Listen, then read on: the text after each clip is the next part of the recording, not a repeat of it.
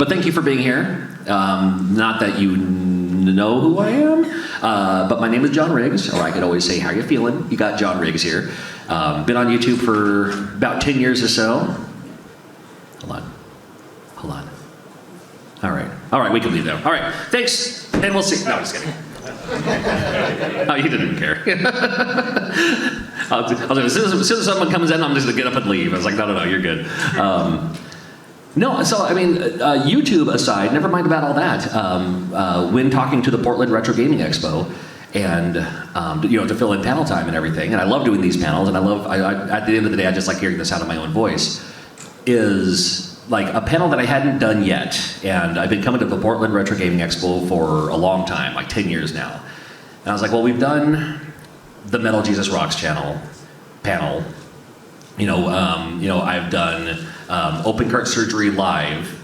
That was almost a disaster because these panels are 45 minutes and it took me half an hour to finally get a game working. So I was like, thank you for your patience, but that's kind of disheartening.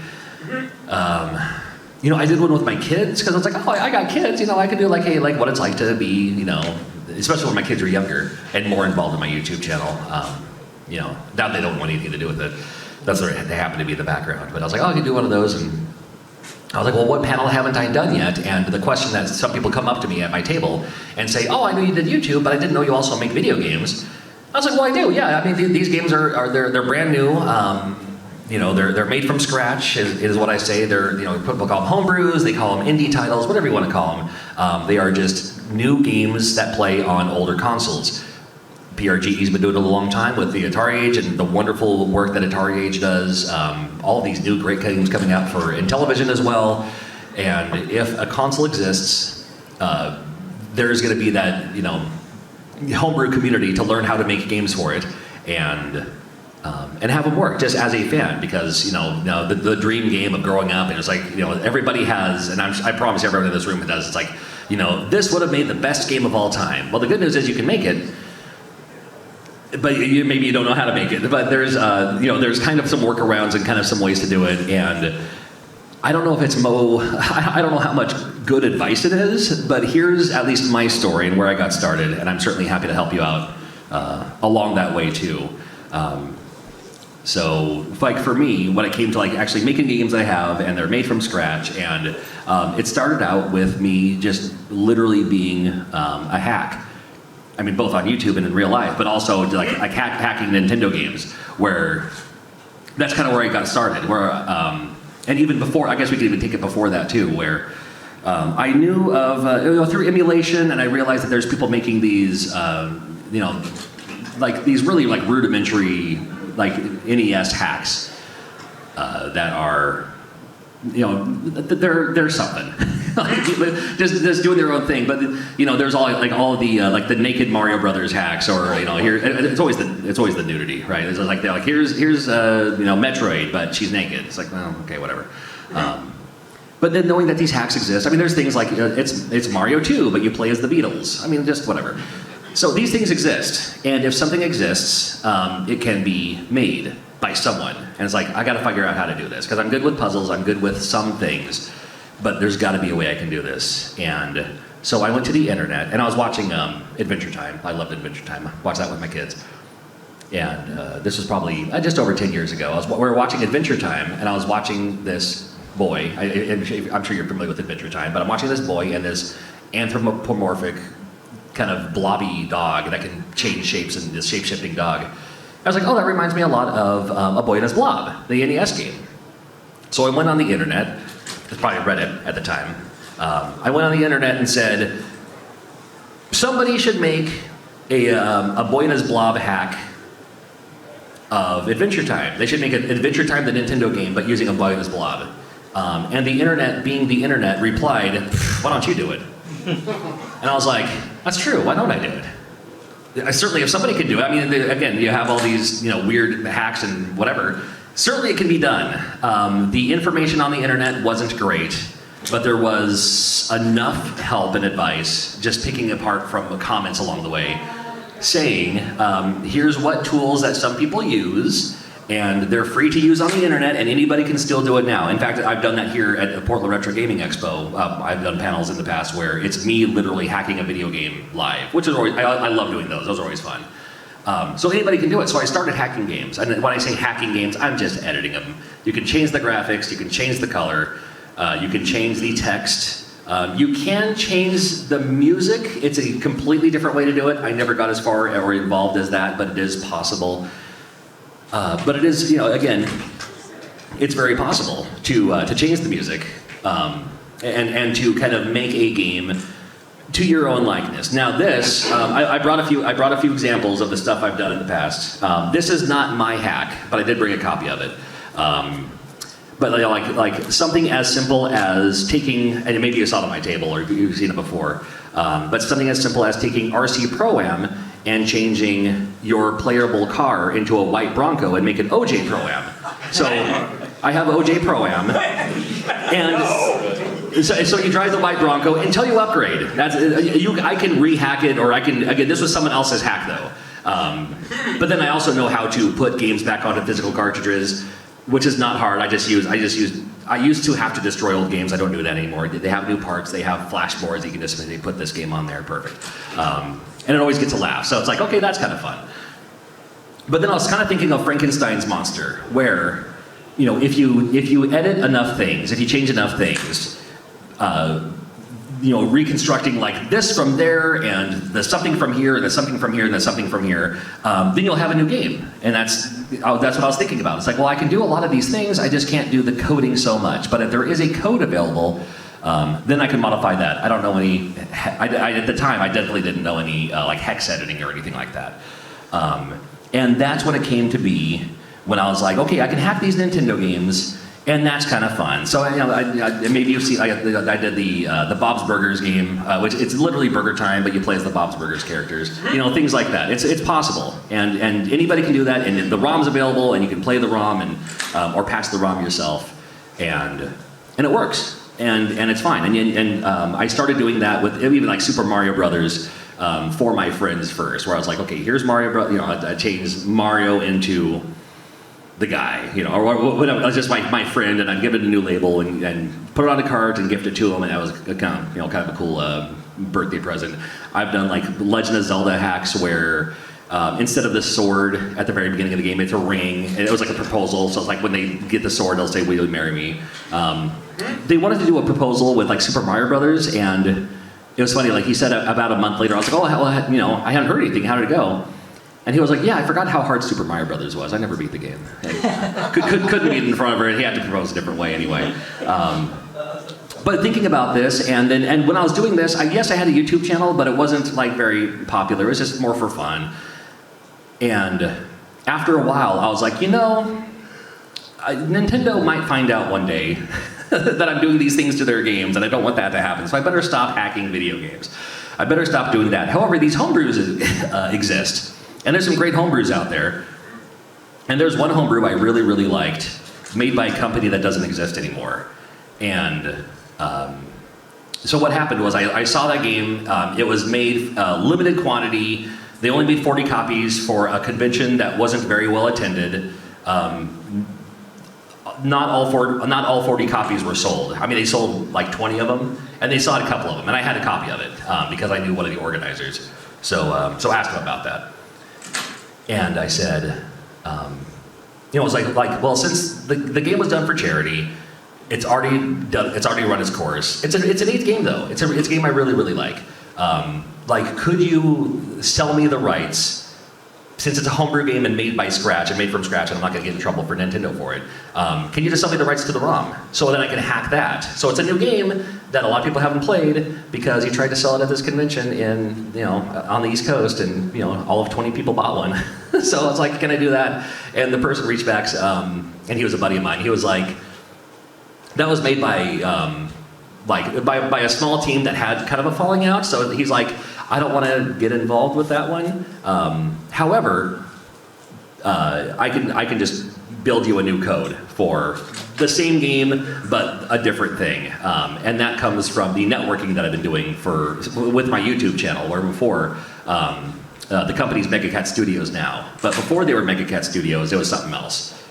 the something else company made this game that, not a whole lot of people played. So then I reached out to Mega Cat Studios asking about it, and they said, well, that's not really our game. That was done by someone else. He's not here anymore. Not our decision. But I can basically remake you that game using new code and new whatever, because they're like, like I was one of the only channels that actually promoted them, or actually one of the channels that actually helped them. And that is where Yeah Yeah Beavis 2 came from, which is this one. I'll put it up here. Oh, hold on, I gotta change my hat. There we go.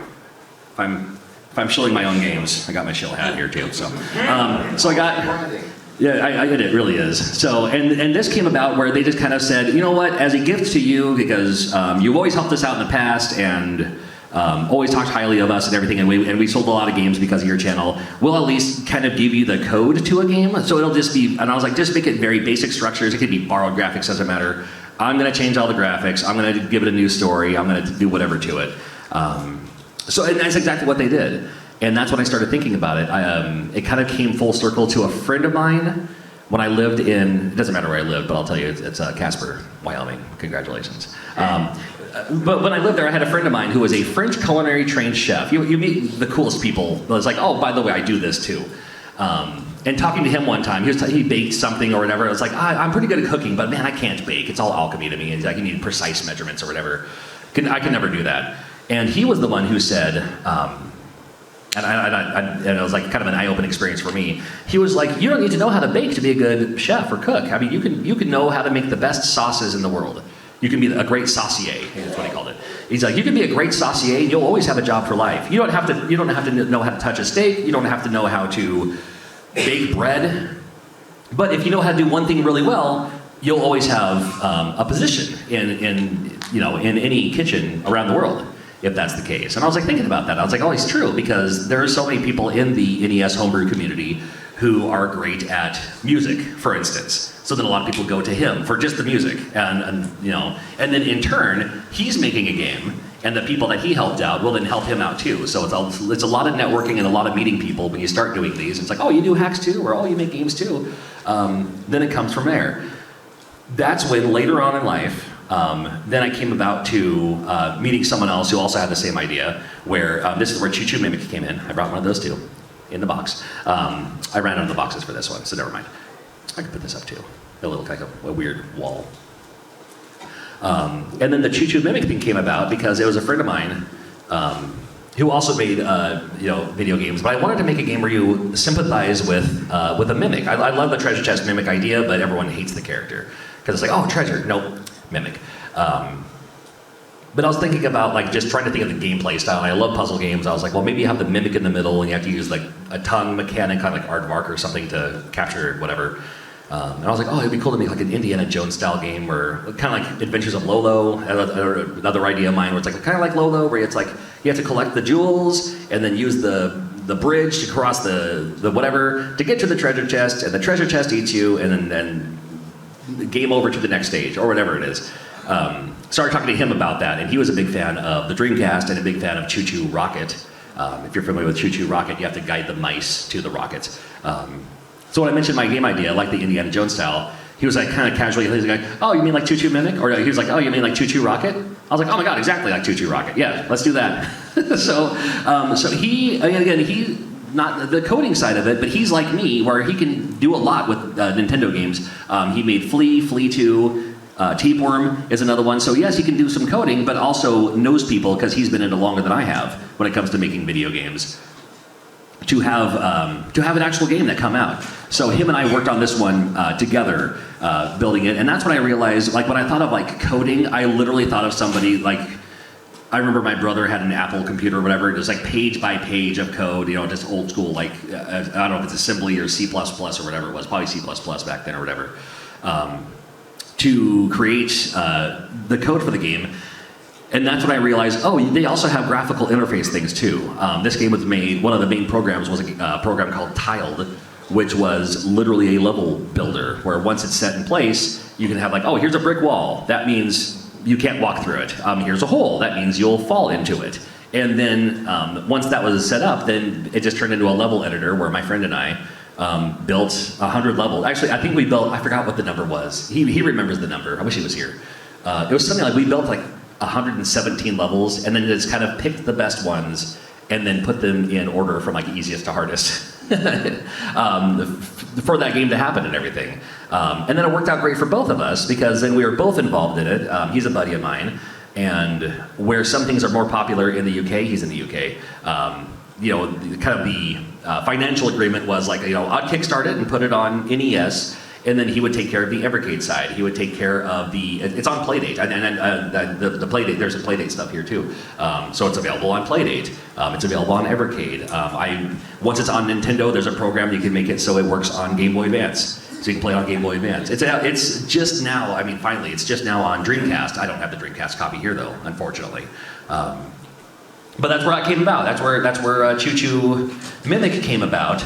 And then I'm like, it is a long, hard, not tedious process, but a lot of like playtesting and doing all these things for fun. It's a hobby. You're not going to get rich doing this. I just love to do it because it's a new, unique thing to bring, that I can guarantee other people don't have at their table, unless they, rip the ROM or put the ROM in their own cartridge and sell that or something. Which maybe it happened. I'm not sure. I do know that Yeah Beavis 2 is available on the Nintendo Switch, and the Switch ROM was available on bootleg sites the day of its release. But it goes with the territory, and it's like the people who want to support the game will support it. The people who would have never bought it in the first place are the ones doing it in the first place, so can't do anything about it.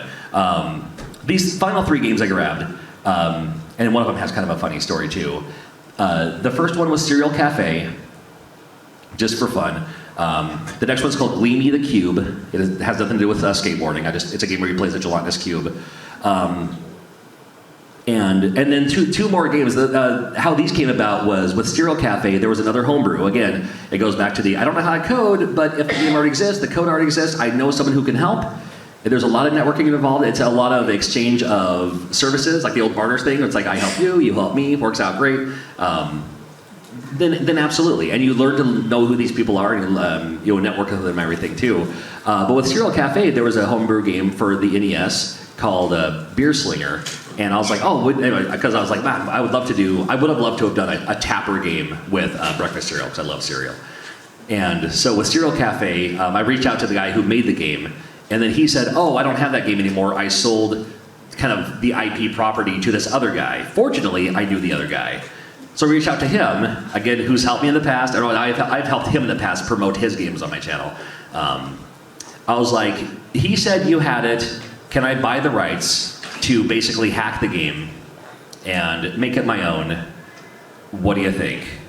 And I was expecting him to say absolutely not, because it was a game he still sells. And in turn, he said, yeah, go ahead. I don't need much, just this much money, and send me a copy of the game when you're done. And I was like, that was way too easy. That being the case, what else you got?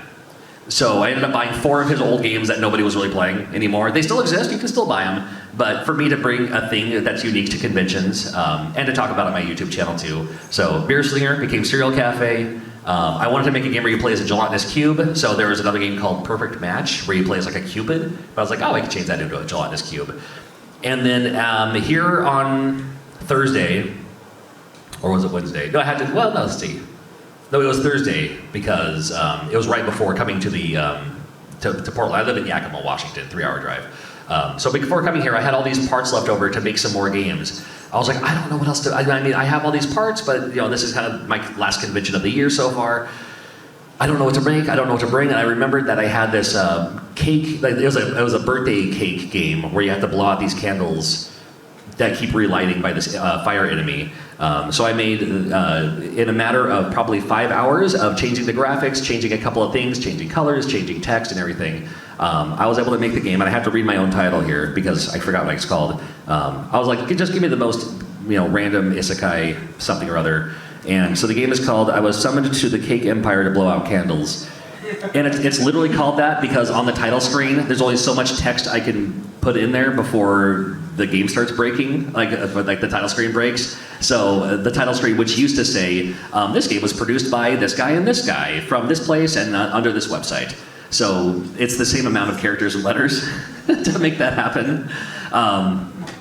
But that's it. That's exactly how it came about. So here I am still with 1, 2, 3, 4, 5, 6, 7, and another game coming soon, and then one for the Mega Drive as well. I have one. I say Mega Drive. One for the Sega Genesis as well. That is. It was having a lot of issues, but it was another one where somebody basically had a kind of like the Nest Maker, and that's what's wonderful about Nest Maker is it's plug and play, and there's a huge community for it. That anybody can make their own game. The tutorials, once you watch the tutorials, you're like, oh, that actually makes a lot of sense, and you don't need to know code. However, it helps if you do, and even if you don't, there are people in the Nest Maker community who do. So if you're like, well, I want to jump, but I want to float down, well, there's somebody who will just say like, oh, just copy and paste this in here. And that's what's wonderful about it. So definitely want to work on a Nest Maker game. Hopefully by this time next year, we'll have something for Nest Maker. I have a bunch of dumb ideas. I love, like, the worst idea is the best. Anything that kind of sparks nostalgia for me personally anyway. It's always a good time. So that's just about my panel, I think. Yeah, it's how I was able to just, again, it's a lot of networking and a lot of chatting with people and just getting out there in the community. And I'm sure people have, their video game ideas, and I always have video game ideas too, whether they're good or not, to make that happen. But would love to hear from you too. If you have any questions or if you have any concerns, if you have any, and it doesn't even have to be, that was my panel idea. So it's like, it's a question that people come up to my booth sometimes and ask, say, well, how do you do that? Like, how did you get into that? Because I want to make my own game. That's really it. It's just knowing people, talking with people, talking to people, and talking to me is fine too, and I can point you in the right direction too. These were a little different because of these things, but the Nest Maker community is fantastic. Definitely love that route when it comes to Nintendo games anyway. But then it's also, if you want to make Game Boy Advance games, I guess you could, if you don't mind it looking like a Nintendo game, you could make it for Nintendo and then port it to Game Boy Advance or or something like that, which I've done in the past too, which works out okay. So, is there any questions? Is there any? It doesn't have to be about Nintendo making too, but if you have any questions about my channel, about breakfast cereal, about my height, about my shoe size, I don't know, anything. We're just hanging out and having fun, and I do have a table right when you walk in there too. You can see my banner with my googly eyes on it. So, and I have these available there too, of course. Oh, I should have worn my shell hat when I said that. Anyway, yeah, go ahead, sir. What role does, or what do you do with like the lockout chip on the NES? Do you have to get around that in a special way? Yeah, not anymore. It's just since it's been reverse engineered, things like the boards I use for these. When I was destroying old games, the lockout chip was still in there, so it's like perfect. It's already done. But the new flash boards that they make and the new circuit boards they make, there's a spot for. There are people who know how to make. If you're soldering like EPROMs onto a board, there are people who also make the CIC that works every time. But the flash boards I use are already pre-equipped for that. And it's nice too because it's a universal CIC, which was helpful going to the UK because I was able to pop in my game, and if you hit reset like 5 times, then it's set for PAL regions. Come back to the US, you hit reset it's like 5 or 7 times. It puts it back to NTSC. So yeah, so don't even have to worry about the lockout chip. And if you have a top loader, you have to worry about that anyway. But it is something to consider, especially when it comes to like clone consoles, where my Sega Genesis game works great on Sega Genesis, Model 1, Model 2, no bad. Works great on the Mega SG from Analog because it's FPGA, but it won't work in a clone console.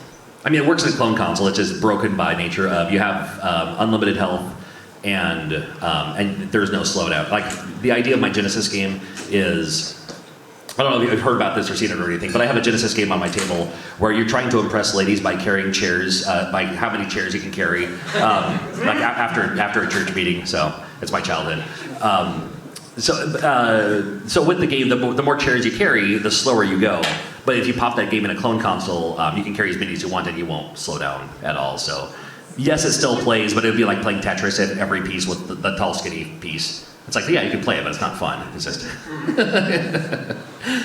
it's its own built-in game genie code. But we're still working on that. I think somebody fixed the problem, and still to this day, I have no idea. It could have been an error with uploading, inserting the music or something. I don't know, but yeah, I don't have to worry about the lockout chip anymore, which is fortunate.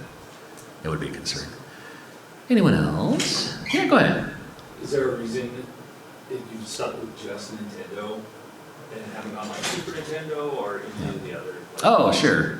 It's just I only have to worry about like 4 colors per square versus what 32, something like that. It's easier for me, and I love like NES is my favorite system of all time. NES is any best, but I mean there are people who do that with Genesis. That's why, and there are people who do that with Super Nintendo as well. Genesis especially, I think about all of the Street Fighter 2 hacks, all of the, what was the other Genesis game? There's a few of them, but like with Street Fighter 2, there's so many of them because somebody literally made a program just for editing Street Fighter 2. Not Street Fighter 2, sorry, Streets of Rage 2. That's why there's so many Streets of Rage 2 hacks, is because somebody made a program just for editing Streets of Rage 2. But I love Nintendo, and again, just with the creativity or the, I only have to worry about like so many less pixels. So I'm sure I could learn. I do have a friend of mine who does know how to edit Super Nintendo games. I just never got as far. I just stick with you. I'm old. I've seen this enough times. I love it. And the same technique I say technique. And the videos are super old on my channel, but I still have, I should update them. Like how to edit, like here's how to edit all the game's the pixel graphics. Here's how to edit the color. Here's how to edit the text. Here's how to upload a bitmap of someone's face and clean it up so you have someone's face on a Nintendo title screen or something, which I've done a few times. I forgot where I was going with that. However, with the tutorials or with Super Nintendo, what I do with NES, it's the same exact thing that works for Game Boy as well. So, and I haven't done any Game Boy games yet, so maybe that'll be trying to find a way to put this onto a Game Boy thing, but I'll work on that sometime. I do love Game Boy. What else you got? Right here. So what would you say is kind of like the easiest way to get started? I mean, I appreciate like kind of what you do with like networking with people. Oh, sure. Existing titles, but like if you just want to get started playing and hacking, is it Nestmaker or is it? Yeah, well, I something else? mean, Nestmaker is great for actually building the game, like with everything, because it tells you like exactly what to do. Like here, like do this program, like, things that I never even considered. Like for the D-pad, like push right, hold right to move right, but then you also have to tell it to stop moving right when you stop pushing right. Like if you can just tap it and keep moving. So there's things to consider with that. But if you're looking at just hacking games, again, like the tutorials on my YouTube channel are still there. They're still, I mean, they're older, but they're still relevant, and it's still the same programs I use. The one I use is called Tile Layer Pro. It's TLP, and it literally just shows you like when you open up a Nintendo game, here's what you're looking at, and I mean, even as something as simple as removing Mario's mustache, or if you're looking at changing color, just change Mario's color to blue overalls instead of brown overalls or something. And you can do things like that, and that's literally how I got started. Was literally with Super Mario Brothers, because the earlier the games, like especially like early Famicom games, the graphics are much more simple, and how they're laid out. Like there's not as many moving parts. Like when you look at something like Kirby, that's when you're like, oh my goodness. Or, and then sometimes it's kind of fun to look at the back end because you'll see River City Ransom, right? One of the best games ever. There's the shower scene in the sauna where you can he's has his back turned, you can see his butt and everything.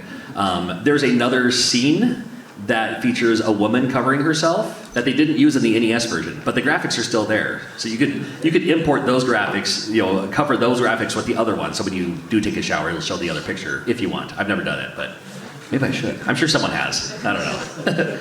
Yeah, but Tile Layer Pro is what I use, and it's a free program. It's free to download, and again, I have a quick video. It's like, when you look at it, here's what it looks like. It doesn't work for every game. I can't edit Maniac Mansion, which I would have loved to have done something with Maniac Mansion, but you can look around. And some games also the graphics are laid out better than others. Like one of them is like Little Nemo the Dream Master. I mean, it actually looks like you can see what's going on, but some games just look like a kind of jumbled mess because in the game's graphics, it's like these little 8x8 pixel blocks of, you can kind of tell a little bit, but there's also a drag and drop puzzle piece. It's like, oh, here's Mario, but it's only one frame of Mario. You have to change you can't just change one Mario head. You have to change all of them, depending on, what it is or whatever. But yeah, Tile Layer Pro is what I use. There's another program out there that's also really good. I just haven't used it as much, but. What about sound? Have you done any hacking with sound as well? I've looked into it, and somebody showed me how they did it, and that one gets into more of the hex. I wish it was as easy as insert song to this thing, which would have been nice. But it comes to you have to it becomes like that becomes a little bit more into like the hex editing side of things, or like, you know, where is this sound file located in this giant wall of hex, which is like, you know, like A1, B2, C3, whatever. Yeah, when I saw that, I'm like, no, I'm good. I call myself efficiently lazy. I want to find the quickest, easiest way to do something so I have more time to slack off later. It'll be done. Just I'll find a better way to do it, and faster, hopefully. But still be good. Yeah, way in the back. So, you've got your game, you've worked with your team, you've created an end product. How do Right. you go from there to, I need to make hardware to sell at Portland Retro Gaming Expo? Oh, sure. Yeah, that's a great question too, and I'm glad you brought that up. As of now, there's a couple of companies. Again, I was lucky with Choo Choo Mimic because although it doesn't say so on the game, Mega Cat Studios has their own production line where they can outsource their own the cardboard boxes, the manuals, the cartridges, the flash boards they use on the inside. You know, even the little styrofoam thing that goes in the box to, you know, make it fit that size. So fantastic, but there are people who, like, there's somebody who does custom sleeves. So if you want your game to have a custom sleeve to put in your game, which I probably should have done for this one, perfect. There are people like Uncle Tusk has always been a popular one for people to do their own boxes. And there are several sites. There are several sites and sources for just the empty cases and shells, just the circuit boards. They're like the one I use is from Canada. It's called Retro Stage, and it's not any secret. But Retro Stage, you can use. They have Nintendo, Genesis, Game Boy, Game Boy Advance, Nintendo 64, even Super Nintendo, and even most recently TurboGrafx 16, which is literally just it's a little card thing. It looks like a circuit board, or you can put the game together. You pop it in there, and you're just like, so long as these circuit boards match, like, because not all games are like built differently on the inside. You see like the different sizes and everything. So long as that game fits for that circuit board, it'll just write itself over and play just fine. But there is a new company which I haven't used yet, but I'm really excited to use them sometime. The company's been around for a while. I shouldn't say they're new, but their new service that they're providing is called Homebrew Factory. It's from Broke Studio. And they have a service where, unlike Kickstarter's great. I use Kickstarter. I've only used Kickstarter once, just to see. Usually I would self-fund it. I'll pay for it all at once, and after I sell 200 copies of it, I'll break even. Again, I'm just doing this for fun. It allows me to travel, allows me to come to places like this and do this kind of stuff. But what the Broke Studio will do is, like, you send them the ROM, basically, and then once it's like, okay, well, once you sell 20 of them, then you're good. And then they do all the production.